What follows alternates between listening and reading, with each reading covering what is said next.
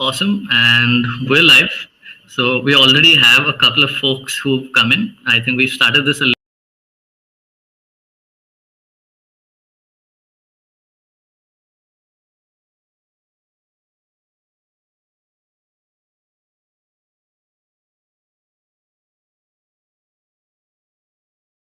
the link that is on your screen right now. You could, in case you have your mobile phone around, you could scan the QR code, or you could just type slido.com and hit the code GIB, that is GIB. We'll probably add that to the chat section as well. So, yeah, Parth has already added it to the chat section, so you guys could click that directly. And we'll be starting in exactly 3 minutes. But yeah, we'd love to see where everyone is from, and it'll be very interesting to see. It's working. It's working. Yep, we haven't even started the session and we start getting questions already. Yep, that's great. Yeah. Hi, Suhas. Hi, Parth. Hi, Gibson. I am in Idaho. I'm in Ketchum, Idaho, which is where there's good skiing. So the minute I'm done, I'm going to go skiing with my daughter and her friend Helen. Oh, wow. That's awesome. But it's great to see where everyone's from. Are you surprised, Art? Oh, look at that, London. Figure out what time it is in London. I kind of know. It's probably about 6 in the evening there. 4:30, yeah. 4 p.m. Paris. That's awesome. So for anybody who doesn't know how to use Slido, I just held up my phone as though I was with my camera app. And you don't need a QR code. And when you held up the camera app to the QR code, a link automatically pops up, and that'll set you up with Slido. And Parth and Suhas have dropped a link for Slido into the chat as well. So there's a couple ways to set it up. But it's great to see people from all over the world. Parth, do you know all these cities? I only know some. The Indian ones we definitely know.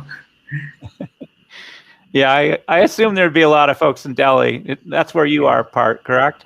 Yes, I'm from Delhi. Okay. Yeah, so I think we are live, and I think it's time.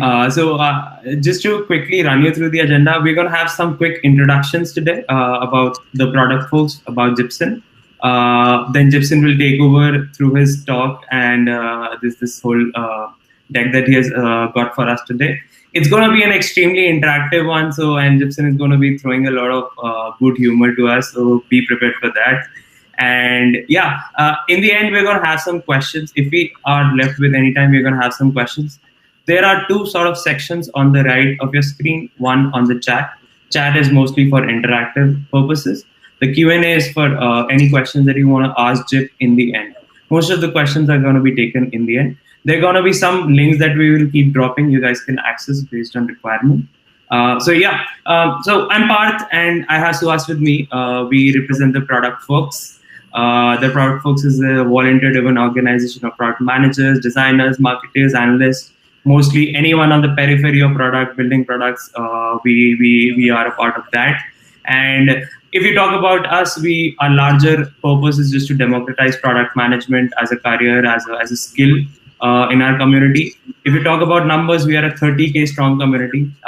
This event actually marks us 1 year of being totally online. We started as an offline community earlier, and what great pleasure to have Gibson today with us on this milestone. If you talk about our initiatives, I'll try to keep them extremely brief, as I've been told by Gibson. We have a few initiatives in content called Learn PM with Me. That's for early stage folks, and in Sergio. Sergio is an APM bootcamp for early stage folks. We do India's biggest product conference. It's called the Product Summit. You should definitely check that out in October. Apart from that, we keep doing monthly tear downs. I'm sure a few of you guys are already a part of it. These are regular hackathons we do with companies. Lastly, we recently launched a community fund which sort of helps further communities do that 0 to 1 path that we did in 2 years in a much lesser time, and support them with all the initiatives that we have. Yeah, so over to Suhas for a quick introduction about Jib, and Jib will take it forward from there. Awesome, thanks so much, Parth, and welcome again, Gib. Super excited to have you here. like Pat said, I think you have a quick idea about what the session is about. You have an intro about the community. I'll quickly give you two lines into Gibbs' career so far. I'm sure most of us already know him, but he was a vice president of product in 2005 with Netflix, and in 2010 he became the CPO of his next startup, Chegg, a textbook rental and a homework help company that went public in 2014. Today, he's an advisor, a speaker, a guest lecturer at both Stanford and INSEAD. And again, we are super lucky to have him on our 1 year anniversary. So, welcome again, Gib, and over to you. Cool. Thanks a lot, Suhas. Thanks, Part. It's fun to be here. It's about 9 o'clock in the morning in Sun Valley, Idaho, Ketchum. Today, I just want you to get ready for a little bit of self-reflection. And you look fine. But I'm going to talk a little bit about my career, but mainly I want you to be thinking about yours. So, and this is a conversation that's about the most important product that I know, and that product is in fact you. So I want you thinking about yourself as though you're a cereal box, for instance. Imagine and these cereal boxes are crying to people on the shelves, pick me, pick me. And what does it take to be one of those cereal boxes where everybody's already chosen it? How do you package and position yourself in ways that makes everybody want to hire you? And that's really one of the keys in this career hacking talk. I'm going to talk a little bit about how you and your career is a lot like building a product, that you have hypotheses about what you want to do. You find ways to experiment with these ideas. And then based on those experiments, you have results. And then you make decisions about what you want to do. And this process continues forever. Suhas gave my background. I was VP of product at Netflix in 2005. My next startup is called Chegg, which is a textbook rental and homework help company. And then the last 5 years, I've been advising and teaching. This is actually my 135th talk, workshop, or exec event since a year ago. So I've been having a lot of fun virtually. I did go to Bangalore. I've met Suhas in person, and that was pre-COVID. And I saw everybody's answer. Obviously, COVID's been on everyone's mind.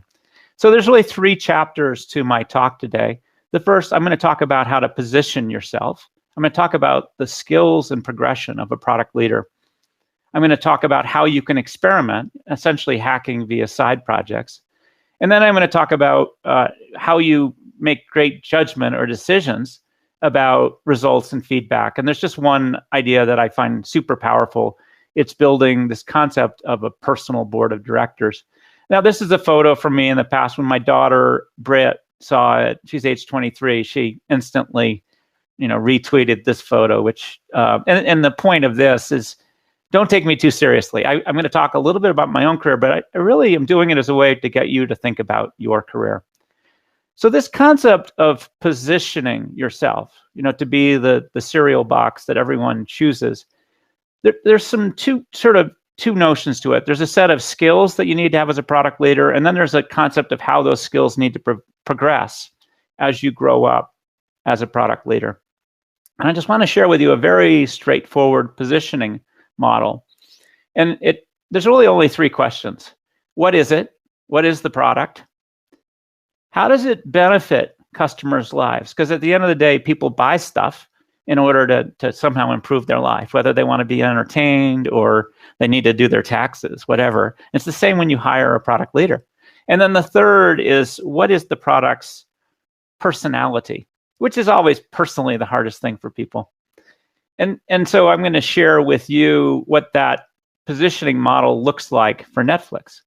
So Netflix is a TV and movie subscription service, and it's fast, it's easy, it's entertaining, and it's a great value. And if you think about the personality of the product, we wanted it to be delivered in a straightforward, friendly way. If you were to meet Netflix on the streets or at a cocktail party or for lunch, you'd say, oh, Netflix is really straightforward and friendly.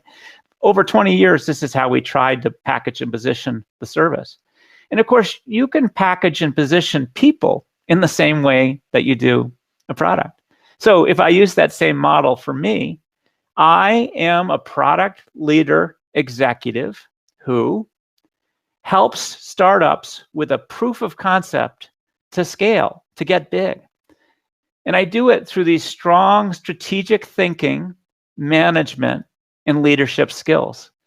And if you want to understand my personality, I try to do this in a genuine, quirky way. I'm a little bit weird at times. And this is me using that same positioning model. And what I do want to do is share with you how I think about these different elements and how I arrived at this positioning. But this is how I talked about myself when I talked to Netflix in 2005 or at Chegg in 2010. So the question here is, how do you position yourself? How do you be the product in the grocery store that everyone chooses? And I just want to begin sort of in a straightforward way and get you thinking about what are the skills of a product leader. If you think about Steve Jobs, for instance, what are his skills? But in general, now I'm using Slido. And if you didn't have time at the beginning, I'm just holding up my phone as though I'm taking a photo. I'm holding it up to the QR code. A link magically popped up, and Part has also dropped a link in. But I'd love for people to start entering the words that they think are super important in terms of being a product leader. Part, what do you think? What are some of the most important words that you think you could contribute here? Yeah, I think as a product manager, I think of influence as a very major skill that is required as a product leader. Good. How about you, Suhas? What would be one word that you would want to add to the word cloud here? I think communication and vision, I believe, is something that is super important, because that is something that is one of the major things that flows down the organization, and I feel that is one of the critical skills of product leadership. Cool. Hey, Part, how many people are watching today? We have 105 live right now, and a few of those are joining with time. That's great. So this is where I call this Slido shaming. So I know there's 105 people out there, but only 35 have responded. So if you're on the computer and you got multiple windows, click on the link that Part provided in the chat window. And if you're like me,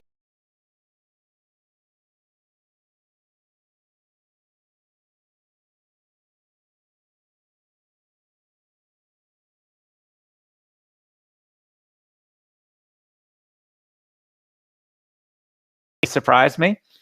And these are, in fact, some of the most important ideas or skills that are required for product leaders to be successful. Okay, so here's how I divide the world. I think about a set of product skills.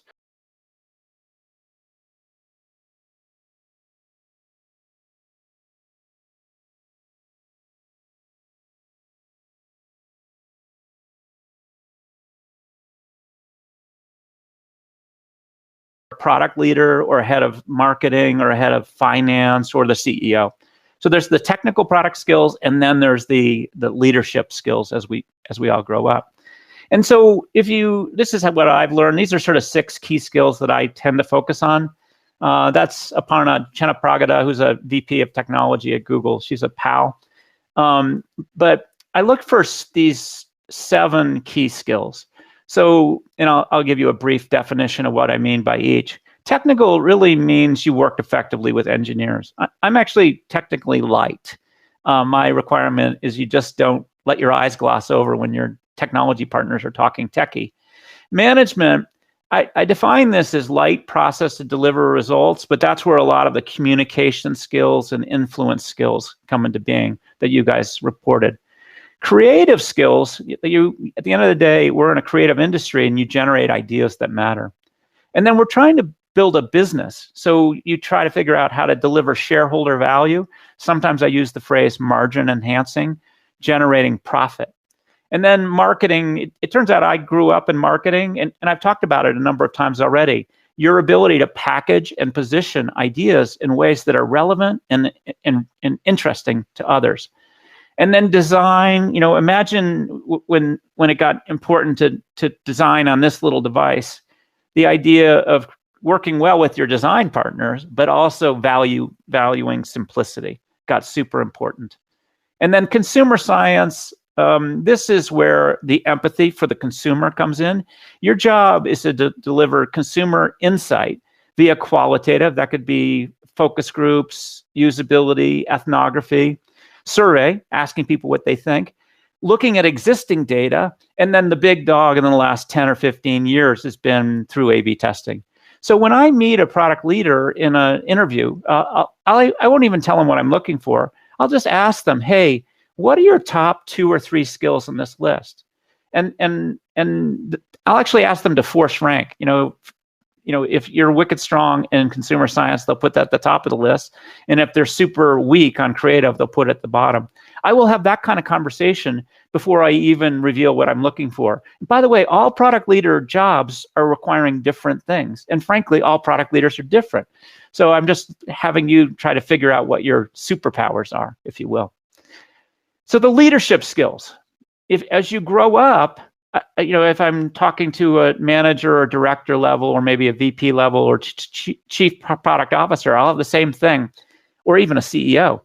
I'll bring up these 7 ideas and say, hey, what are your top 1 or 2 skills? And they, of course, will ask me the question, what do you mean by each of these words? So again, I'll define them for you. My definition of leadership is inspired communication of a vision. And we saw that quite a bit in the word cloud.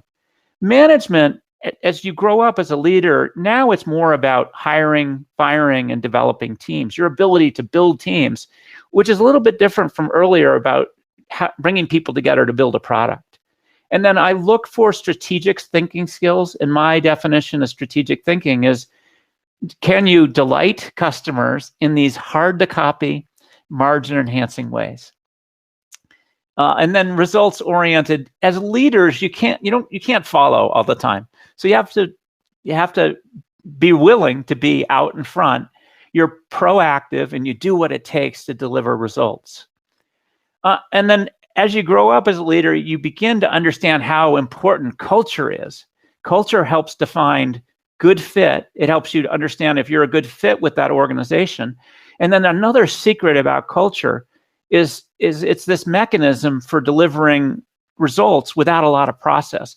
If the culture is well understood, people can make great decisions about people, product, and the business without even talking to each other, without process.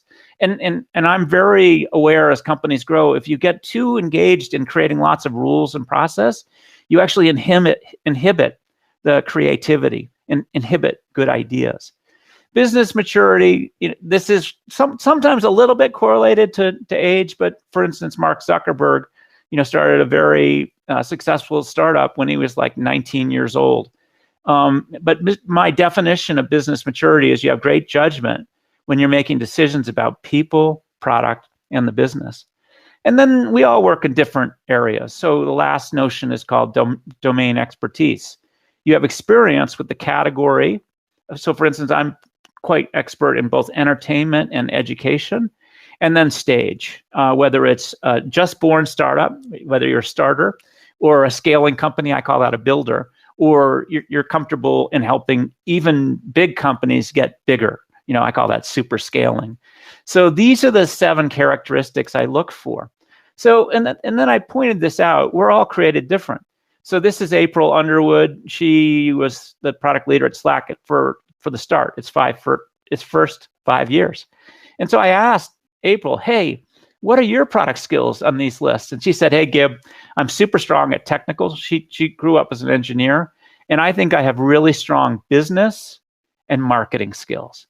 And then when I asked her to look at my leadership list, she said, hey, I'm super strong on strategy, answering the question, how do you delight customers in these hard to copy, margin enhancing ways? I'm very proactive and results oriented. I pair well with these startup CEOs. And she paired with Stuart Butterfield, which frankly, I don't pair very well with these intensely proactive results oriented CEOs. And then she says, I have uncommon business maturity. I make great decisions about people, product, and the business. So this is just to share that everybody is not the same. So here's how I assess myself. I'm very strong on business. Because I grew up in marketing, I'm strong at that. And then I've been way into the consumer science, the empathy, developing consumer insight, the A/B testing.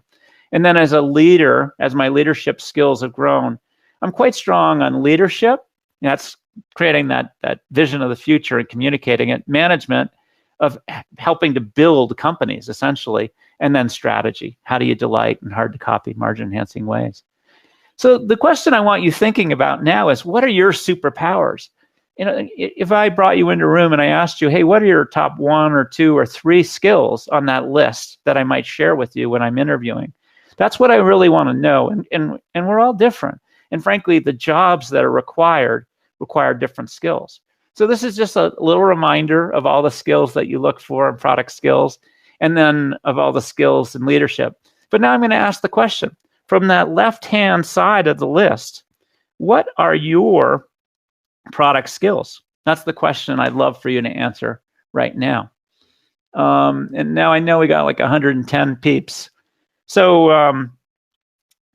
how would you answer this question? And you'll see a nice range. Part, what's your superpower on this list?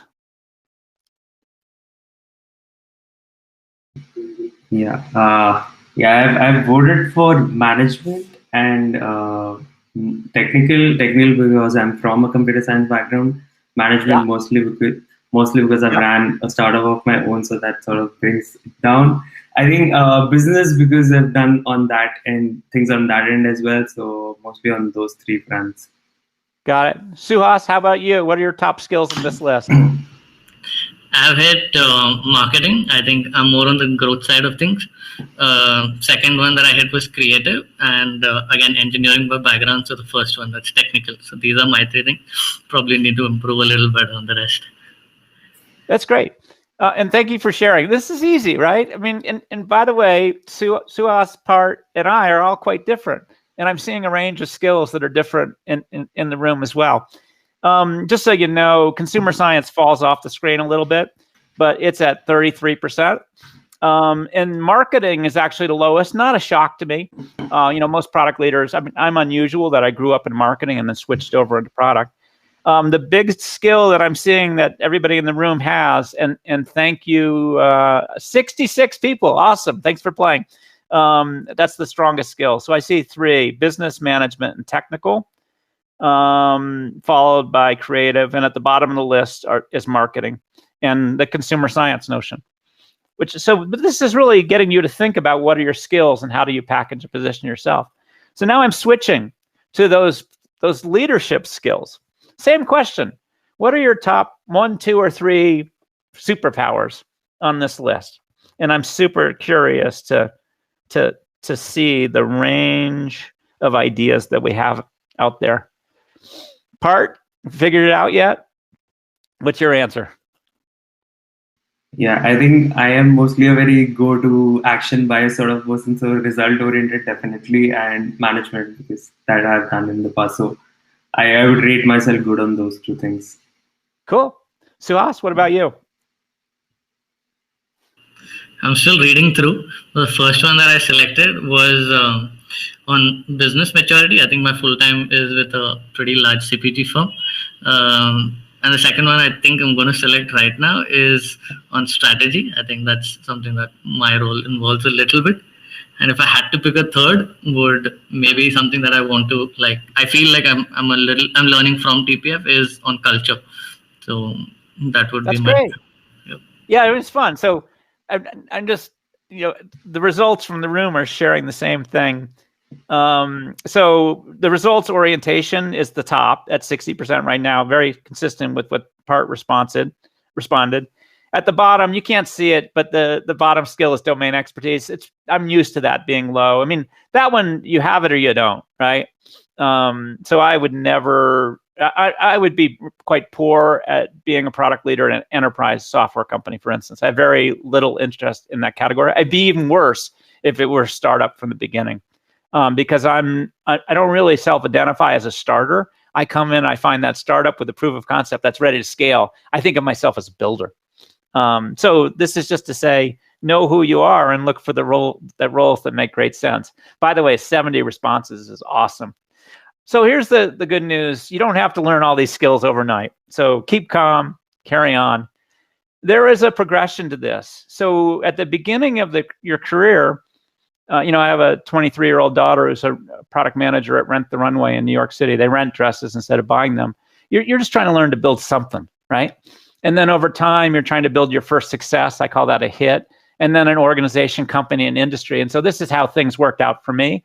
The first thing I ever built was called Sesame Street Counting Cafe on the Sega Genesis game platform.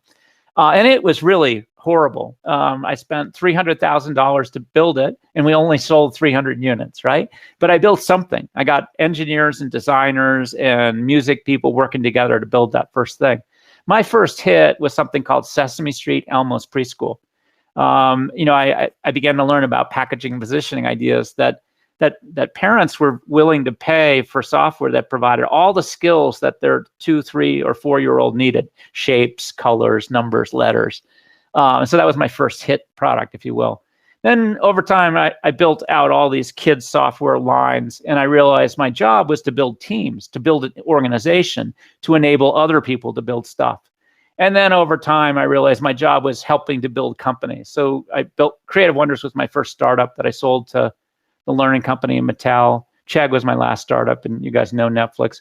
The reason I joined Netflix was I wanted to help build a new industry. And that new industry was streaming. And I'm sure all of you are streaming something these days. And House of Cards was actually the first piece of original content from Netflix. So this is how careers progress. By the way, very few have the good luck and fortune to help build a new industry. It's pretty rare. So the question, and here's the good news.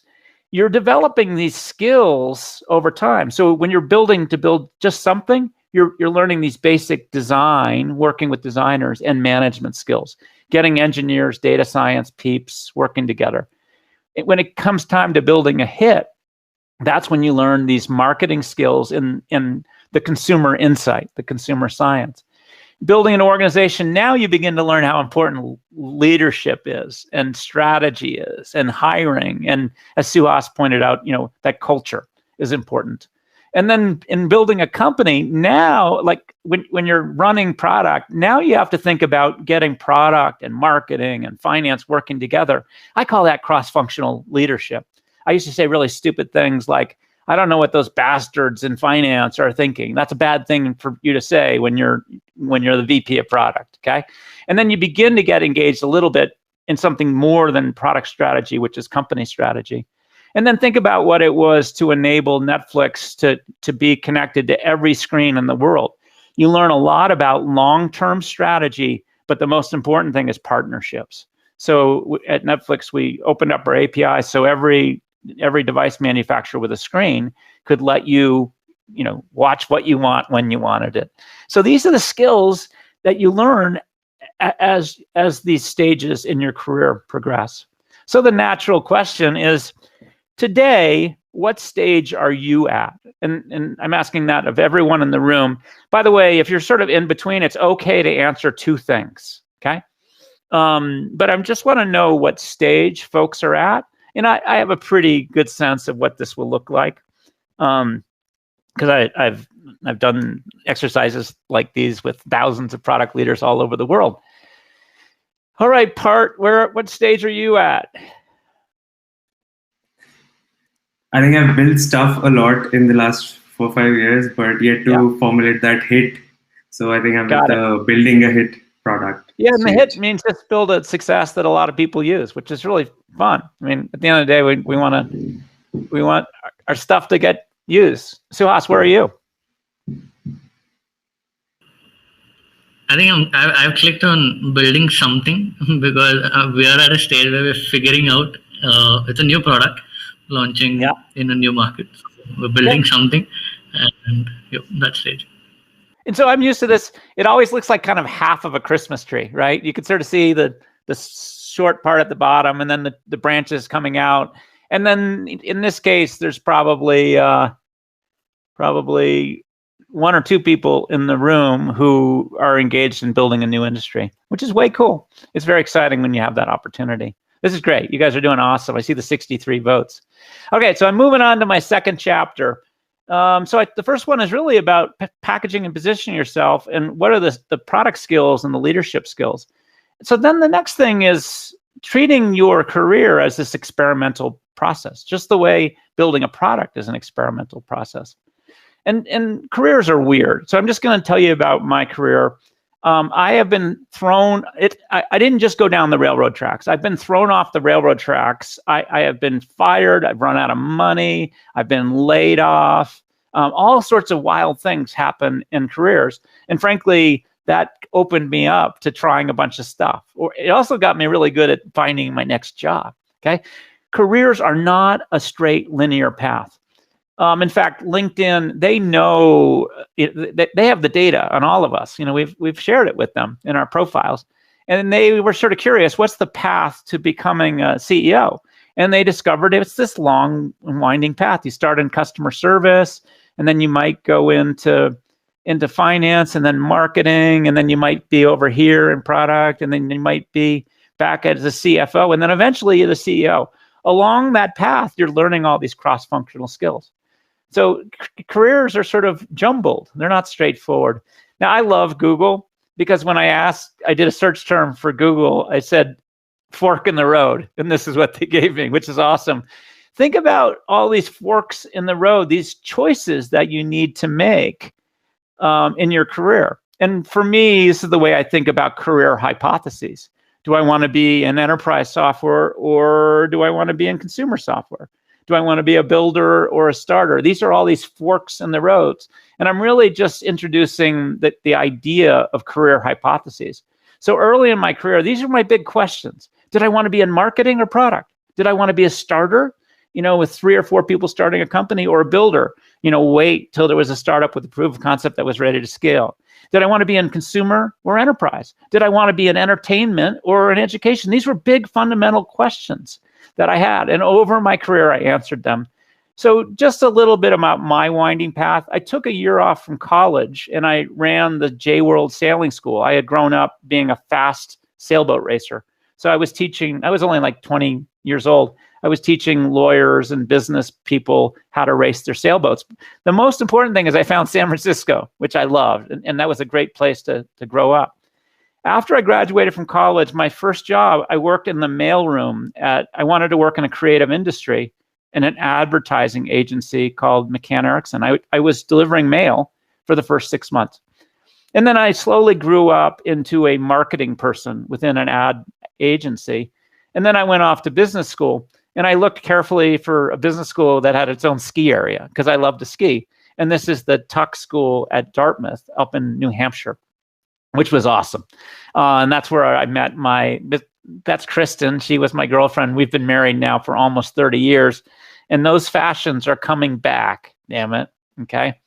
And then at business school, when I was done with my homework and my cases, I was hacking.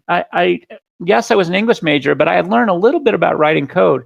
And there'll be a couple people out there that know what HyperCard is, but it was one of the first object-oriented programming languages. And I was actually building prototypes of kids' educational software using it at 2 a.m, which is a very odd thing to do. But that's an example of sort of hacking and side projects. Summer of business school, I worked in market intelligence at IBM. And I spent the whole summer just trying to figure out where I wanted to work when I graduated from business school. And the answer was Electronic Arts. So I joined Electronic Arts in 1991. It was a startup with a proof of concept that was ready to scale. And I loved it. And I switched from marketing over into product there, and they provided great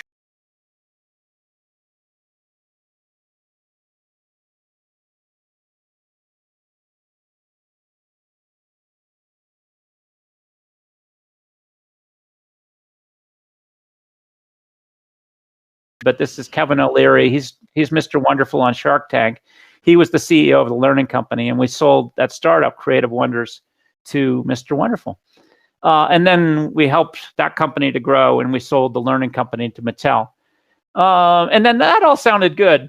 But I've done a lot of things that didn't work either. So look carefully at thefamilywonder.com. You'll notice it's a little bit pixelated. That's a sign that this company died. Familywonder.com was my first .com where if you were looking for something fun to do with your kids or to buy, you would visit familywonder.com. And that failed. Here's another idea. Look carefully at the graphics. Brightstar was helping kids with dyslexia to learn to read better. It was a neuroperformance thing with this crazy hat. It turned out it was a crazy idea that did not work. I just shared with you a couple of failures. And if you look carefully at my LinkedIn profile, you'll notice that, I was VP of product at Sega.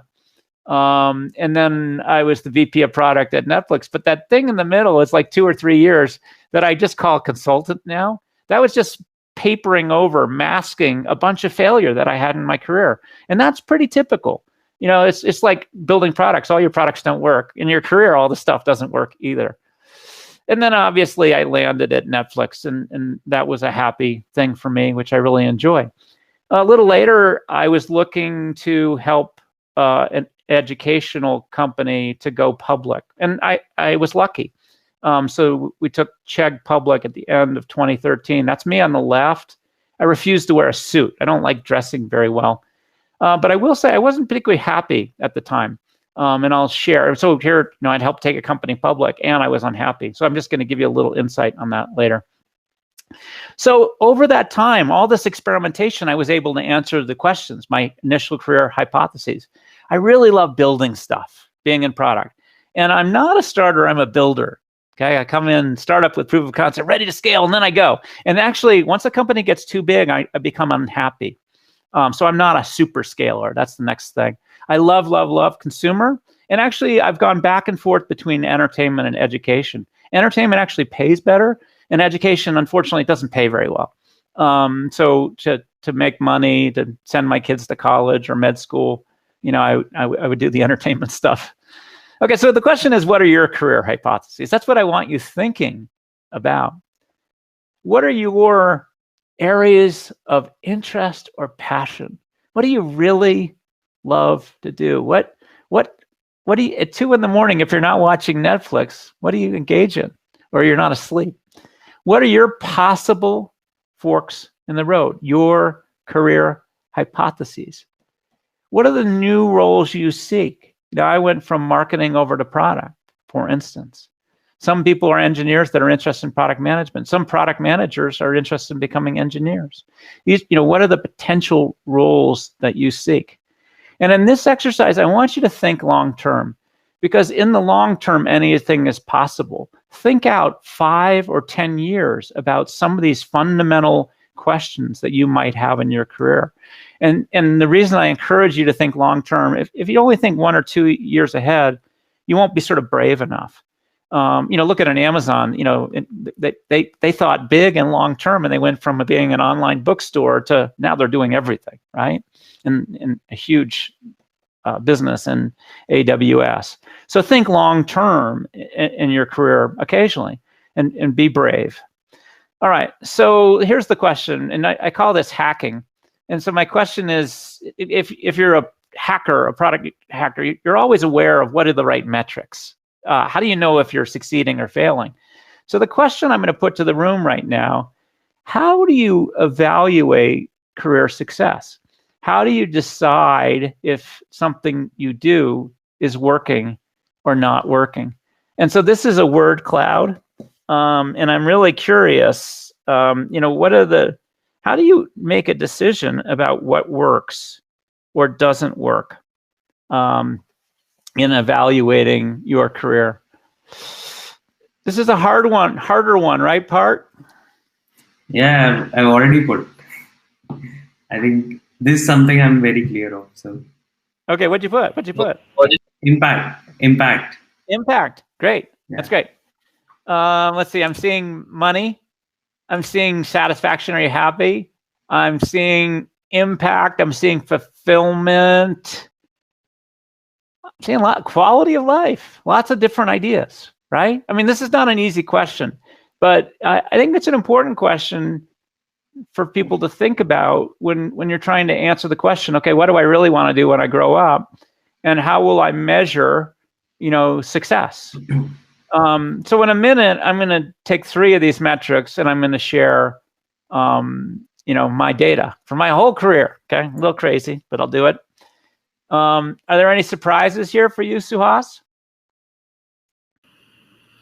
I see realization, freedom, satisfaction, social currency. I think these are four that I feel pretty interesting. Well, social currency, sometimes it means like people like having a fancy title, like manager, director, VP, whatever. That's interesting. Okay. Well, I said I would do it, so I'm going to do it. This is my income graph. Now, I haven't told you what the numbers are on the left, but you can see I didn't make a lot of money at the J World Sailing School. I didn't make a lot of money in the mailroom at McCann Erickson. At business school, I made zero money. You can see my career growing with Electronic Arts, with Elmo, with Kevin O'Leary and the Learning Company, and even my failed startup. And then remember that 2 or 3 years of failure, that's that drop there. And then notice I didn't get penalized. I actually, my income grew as though I had never failed. You can see it up and to the right with Netflix, and then I took on my next startup. Chag went up and to the right, and then I do what I do now, and that's going up and to the right. So that's just what income looked like for me over time. But you could see, I was willing to take on some risk in all of that. So here's the question that I asked myself. I've graphed it for my whole career. On a scale of 0 to 10, where 0 sucks and 10 is great, what's your current job satisfaction? So in this, if you look around the green line around Netflix, I obviously wasn't particularly happy with my career, with failing. And then I joined Netflix. I was super happy. And then my satisfaction started to drop. It really comes with the company getting bigger and bigger, or my not having exactly the right skills to go to that next level. I wasn't a true consumer scientist. I wish I had a PhD in statistics. And then I joined Chegg and I was super happy, and then I got unhappy. And the reason I got unhappy is the education category, it's very slow to move and change. And so I just got frustrated. And then in my work that I do, you can tell I'm super happy. So that's job satisfaction. The third is what Part said, which is impact. And my wife is in medicine. She's trying to cure cancer, and so I asked her to evaluate my career. So if you look at Netflix, it's actually lower.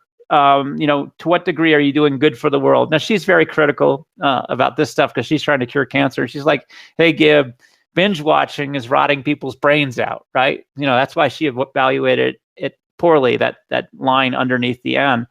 And then at Chegg, she said, wow, you're helping students to save billions of dollars renting textbooks instead of buying them. And then she you can tell she likes it when I'm doing what I'm doing now, teaching. So this is, basically impact. Is the work that you're doing good for the world? So what could you learn from this? The key thing that I focus on that's kind of with a little bit within our control is that job satisfaction. And I always want people to have a job satisfaction of 8, 9, or 10.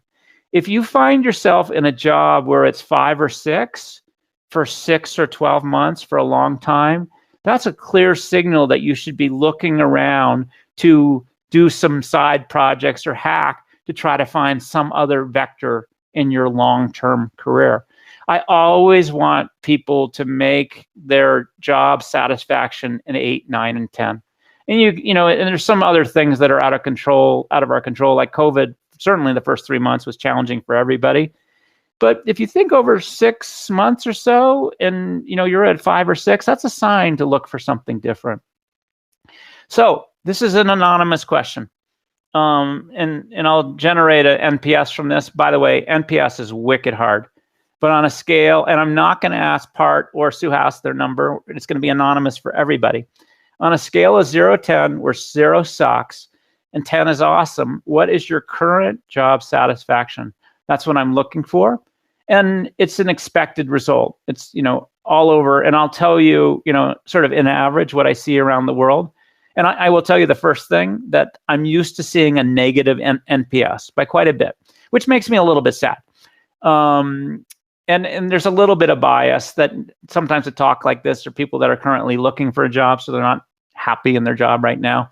And then there's a little bit of bias that has to do with the damn COVID, which I could see was the top rated thing and what caused anxiety. Anyways, so if you want to learn how to do NPS, you take the percentage of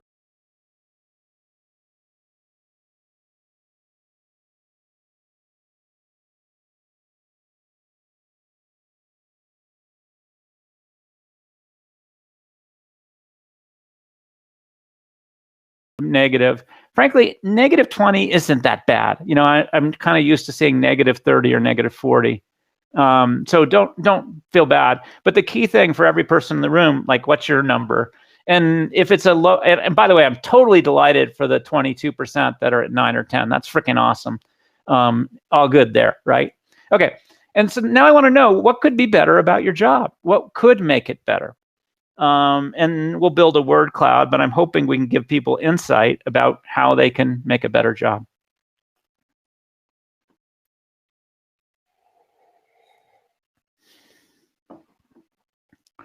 Oh, that damn remote work. It's kind of been fun for me because I don't have to travel as much.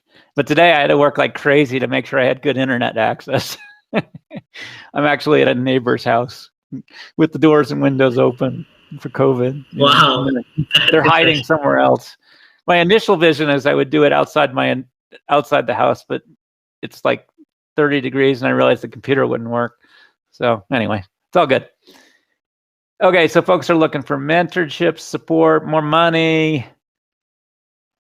trust, money, strategy, meeting people. Oh, that's gosh darn COVID. It's created a kind of a lonely world. Well, mentorship is really about learning, impact. We've talked about already. The life-work balance. I see that. There's going to be some bad bosses out there. Sometimes that's what trust means. Less process. You know, you're at a big company and it feels like, there's so much rules and process. I don't like this. I get it. I've felt it. All right. So here's a couple of insights from this. What makes most people's jobs better? I describe it as the camp model. So community, it spells something. Okay. So community is all about your social experience and your relationships with people within the organization.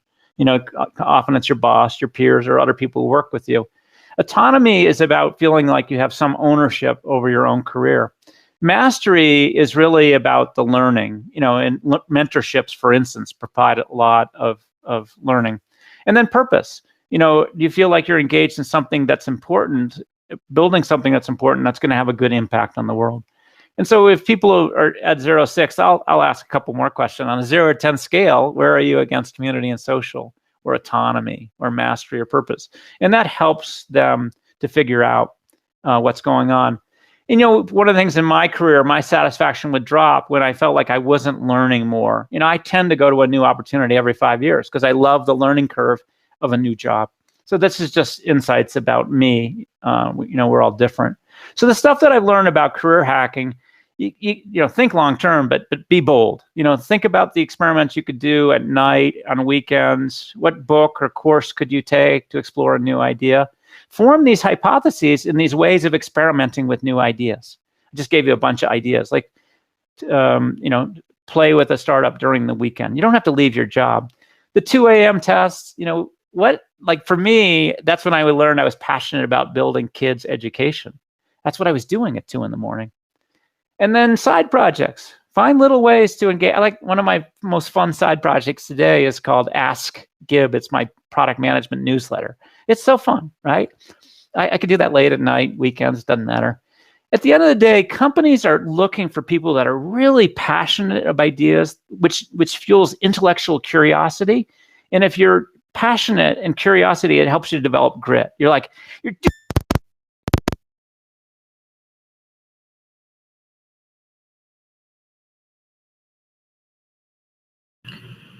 Gibson, I think we lost your audio.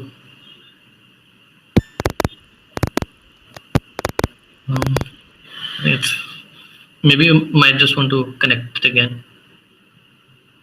Can you reconnect the mic, maybe whichever way you're speaking?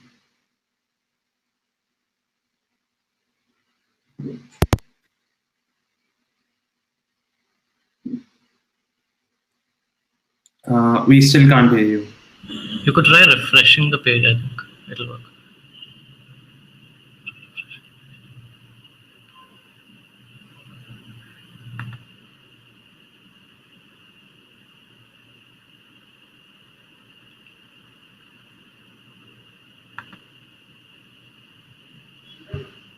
Not, it doesn't work yet. Yeah. We could just refresh the Airmeet page if that works. Bluetooth, but just possible. Don't worry, guys. Tech issues. 2 minutes.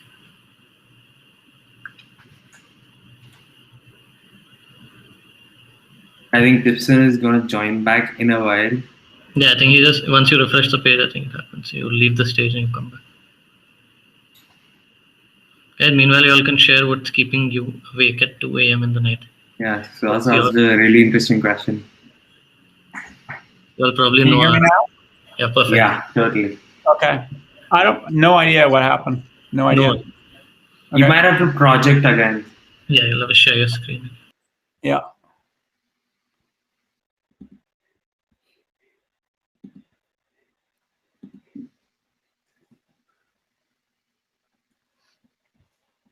Hey, how long could you not hear me for? Yeah, I think this part was done. We had to move to the next. Okay, good.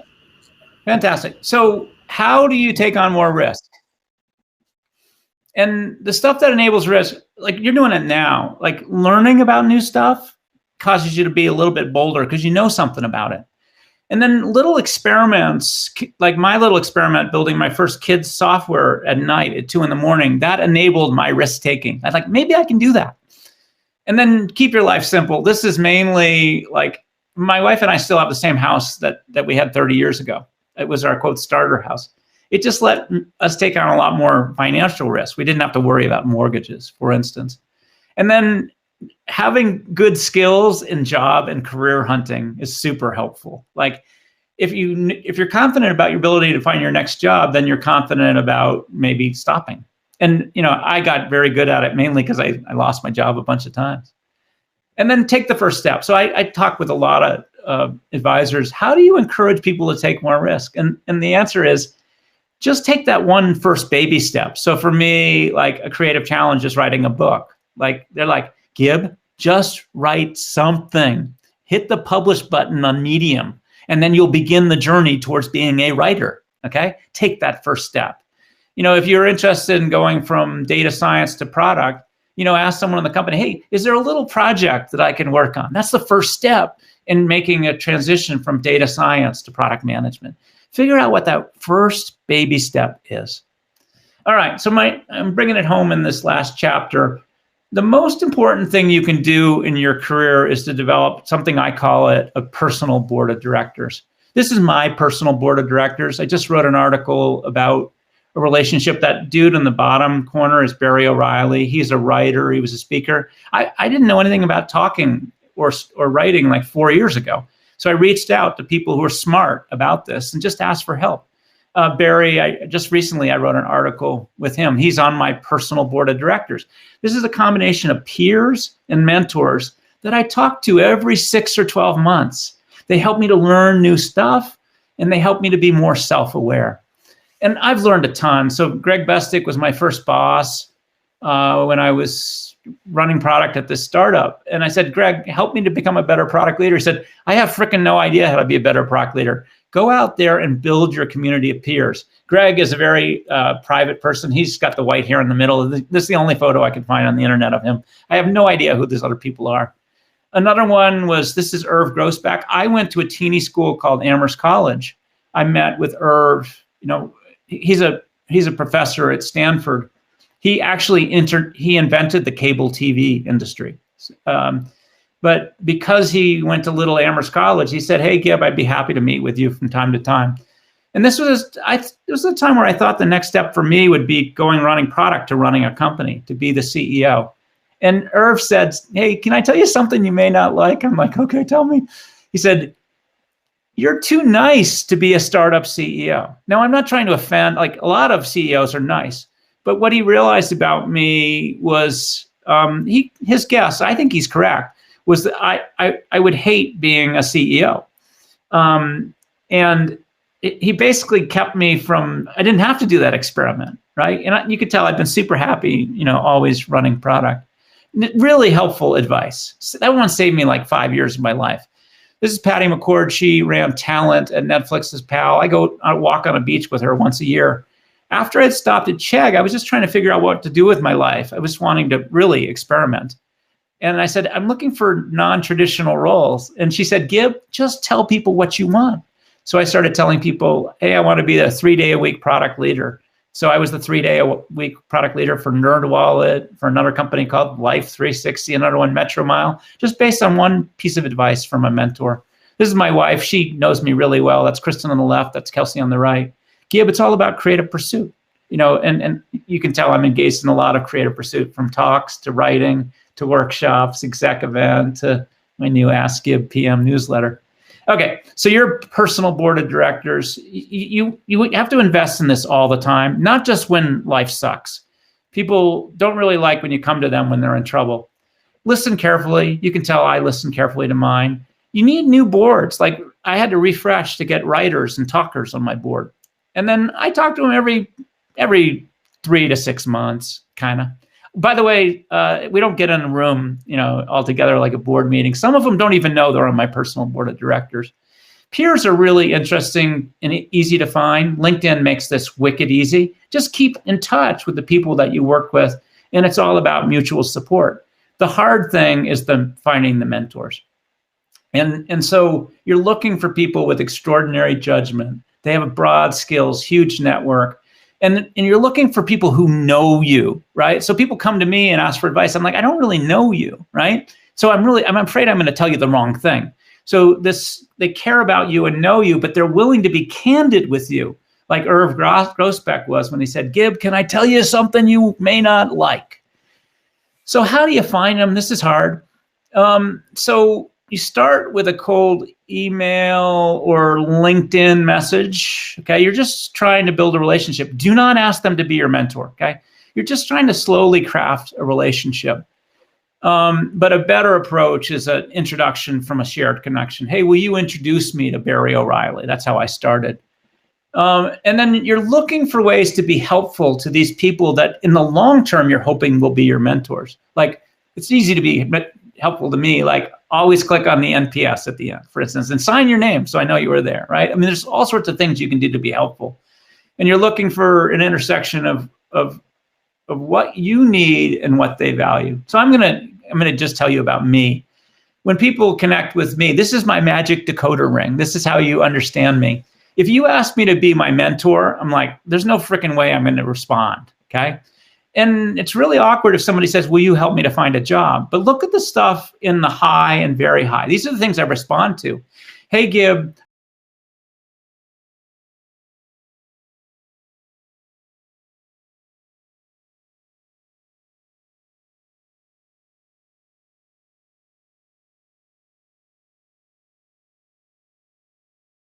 makes you look old, right? Like, thank you. Like, that's the kind of helpful advice that 23-year-olds give to me. Like, this is freaking awesome. My point is, you can help anybody if you sort of begin to understand, what they're looking for, what's helpful. This is John Liu. I became a mentor of him. He was data science. He wanted to go in product. We worked at NerdWallet. He said, hey, can I have lunch? I said, sure. And actually, we got along personally. And then I give him tests. John, will you set up a meeting for us in 6 weeks? That's me testing to see if he cares enough to navigate my crazy schedule. And then I said, John, you need to find a way to create value for me. And he didn't know. And then I finally got frustrated. I said, John, I'm going to give you my credit card and I'm going to send you to Squarespace. I want you to build me a website. And he said, I can't build a website. And I said, yes, you can. And on Monday morning, he had built me a website. So if you go to gibsonbiddle.com, notice I didn't include the www. That was the beginning of my baby website. This data scientist figured out a way to create value for me, which is super cool. All right, so I'm bringing things home for you. And here's what I want you thinking about as you go to sleep tonight. What would you do if you weren't afraid? There's a bunch of you out there that have got 0 6s. Like, what would you do if you weren't afraid? And I think it's fear that holds most of us back. It's what keeps us from being bold. What is the action that you can take, that first baby step in hacking your career? How would you position yourself using these skills that I talked about? The product and the leadership skills? Where are you on that career progression ladder? And what are the hypotheses? What are your forks in the road? Do I want to be an engineer or data scientist? Do I want to be in marketing or product? And then find ways to experiment. Take a teachable course, read a book, say, hey, could I work with you on the week on your startup? Can I go to lunch with you? Because I know you were an engineer that became a data scientist. Those are those first baby steps. And then I know there's only about 20% of you out there that have some notion of a personal board of directors. That's probably the most helpful thing you could do tomorrow. Reach out, connect with your peers. That's the interesting part. And then try to reach out. Like every 10 mentors you try to approach, like one of them will follow through. But over time, if you could have 2, 3, or 4 mentors, it really makes the difference in a career. So at the end of the day, I just want your careers to be your jobs, your satisfaction to be an 8 or 9 or 10. That's really what I want for you. This is why I do this talk. With that, I'll say thank you. If you know me, there's always one more thing. So sometimes I feel like I'm a street performer doing my best to breathe fire. And this is that incredibly awkward moment where I'm passing the hat, but I am not asking for money. I would love your feedback. And the way to give me your feedback, Part is dropping the link into the link right now, but I'm holding up my phone and it's taking you a SurveyMonkey link. And the question is from 0 to 10, where 0 sucks and 10 is great. How would you evaluate? How likely would you be to recommend this talk to a peer or a colleague? That data is incredibly helpful to me. This is my 675th survey result. This is how I have learned to do what I'm doing. And so I'm just thanking you in advance for that and just reinforcing how valuable it is. There's 2 questions. One is, what was good about the talk? If you can give me more, you don't have to. And what could be better? And you'll actually notice there's a 4th input. If you want to enter your name and your email, that's how I know who's out there trying to be helpful to me. It's ask the question, hey, are you willing to give an endorsement? So anyways, thanks in advance for all of that. You probably noticed I built a page with everything you need at gibsonbiddle.com/productfolks. So the PDF is sitting there. You tell I'm way into my new Ask Gib PM newsletter. If you forget, just do a search for Ask Gib on Google. It'll take you. That's where I've been experimenting with writing. It's really fun. Anyways, and I wrote an article, Hacking Your Career. The link is there on that page as well. And now I'm truly saying thanks. I'll answer a question or 2, but I will answer all questions. If you ask it, Part and Suhas will give me all the questions that came in chat, and I'll enter them in my database, and then I ask them one by one using this Ask Gib newsletter. I'm just saying I'll probably have time for like 1 or 2 questions now because I want to go skiing, gosh darn it. So that's, and you heard the story about Ask Gib newsletter. So thanks a ton for having me this evening. I'm going to stop sharing. How you doing, Part? Great. Gibson, this was so much fun. Guys, I think what you can also do is you can tag Gibson and the Product Folks, and we're using a hashtag called AskGib, and you can take it on Twitter, LinkedIn, and tag Gib, and he'll probably be, if he has the right time, he'll be able to answer. And definitely we're going to be sending all questions to Gib. I think it's too late for questions. We'll just drop it for now for maybe 1 or 2 questions. So as you want to probably close it. Yeah, I mean, if it's only 1, 2 question, do you want to do a rapid fire or do you want to? Awesome. We can do one common Gibson, question. Gibson, this question is unrelated to what you just talked about. If you're okay to answer that. What's the question? Yes, so go ahead. It's a common rapid fire that we do. It's something that we end with. So this is essentially, what would Gibson tell his 25-year-old? It's a hot take on, what are those learnings that you really like to share with younger folks, maybe in your mentorship? Honestly, it's so simple. I would encourage my 25-year-old self to be bolder, essentially take on more risk, think longer term about my career. Okay. It's really, I've talked about it a lot within this talk, and I've spent a lot of time. How can you encourage people to take on more risks? Because it's scary. It's like in investing, you actually learn to take on risk, but you have a lot of low risk things and high risk things. It sort of works it out. There's only one of you. So how do you encourage you to take more risk? And honestly, I spent a lot of time thinking about this and talking with other folks. Find that one baby step that starts you on that new potential path. Okay. That's the way that you actually, live this idea of being bold. And that's really the most helpful thing that I can give you today. All right. Well, it was great to be with you, Part and Suhas. Thanks. I know the community stuff is a labor of love. Jib, what's the best way to reach out to you for the community? I think Twitter. Well, the best way is sign up for my newsletter, because I see you. I know you're there. Always do the NPS survey at the end. And then if you're brave, answer the fourth question with your email, because then I know you are there. Okay. And then, yes, I'm at Gibson Biddle on Twitter. I see everything there. I'm not too busy. By the way, I'm competing with Jackie Bavaro, who was with me ago. I'm like 200 people behind her, and I'm like an old fart, right? She's a young person. So I've learned how to use Twitter, in the last couple of years. Let's definitely help you. Let's definitely help you there, guys. I think we're still 100+ strong here. In case you aren't already following Gibson, I've added his link on the chat section. So it's at Gibson Biddle. Please do go follow him and let him see that spike. And everyone from the community, I'm sure it'll come back to you someday. So let's show the support. And that's why we are saying thank you for your time today, Gibson. It was wonderful. I think it's a great slide. Lots of tactical things for us to take away from today's session. And will you send me the file? Anybody who did questions in the chat, will you make sure I get to see them? Because I will. We'll be sending them to you. I'll answer everything using Ask Give. That's my job. Super. Let's do that. Awesome. Perfect. Thanks, you have a new session, Gib. We'll see you soon. Very good. Yes. Bye. For everyone else, I think who's still here, thank you so much. Do share your feedback with us. I think there are just about 100 people out here. Do share your feedback. Let us know who you want us to call next. I think you guys have been coming, lots of familiar faces. So thanks for coming back every weekend. It's been super fun. Like Pat said, today marks an entire year of doing this.